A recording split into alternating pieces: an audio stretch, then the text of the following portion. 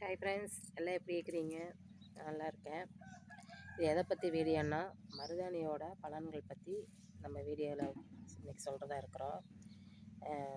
மருதாணி வந்து பெண்கள் வந்து கையில் வைக்கிறனால மகாலட்சுமி வாசம் வருவாங்கன்னு சொல்லுவாங்க.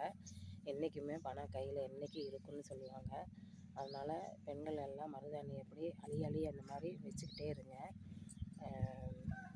பெண்கள் வந்து மருதாணி வைக்கிறதுனால ரொம்ப உடம்புக்கு குளிர்ச்சியாகவும் இருக்குது, உடம்புக்கு ரொம்ப நல்லது.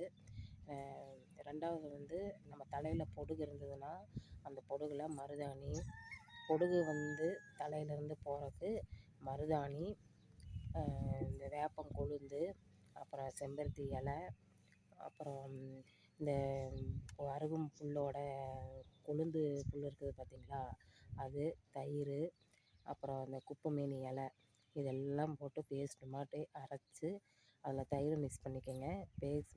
நல்ல பேஸ்ட்டு மாதிரி நல்லா அரைச்சிக்கோங்க.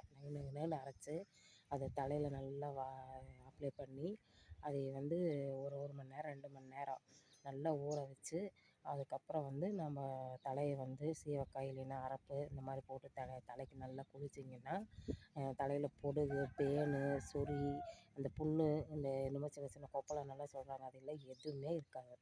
நீங்கள் இந்த மாதிரி செஞ்சு பாருங்கள். மருதாணி வந்து ரொம்ப நல்லது உடம்புக்கு. நல்லா அந்த தலையில் நல்லா வாஷ் பண்ணிவிட்டு கையில் வச்சாலும் சரி, ரொம்ப உடம்பு குளிர்ச்சியாக இருக்குது.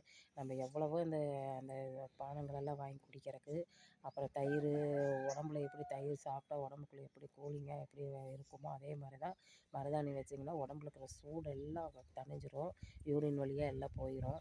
மருதாணி வந்து உடம்புக்கு ரொம்ப நல்லது. நீங்கள் கைக்கு நல்லா வைங்க, அரைச்சி வைங்க. வீட்டில் பசங்களும் வைக்கலாம். பசங்க அதிகமாக மருதாணி வைக்க மாட்டேங்கிறாங்க, ஆனால் பெண்கள் வந்து எப்போவுமே மருதாணி அதிகமாக வைங்க. இந்த வீடியோ பிடிச்சா லைக் பண்ணி, ஷேர் பண்ணி, சப்ஸ்கிரைப் பண்ணுங்கள். Thank you friends.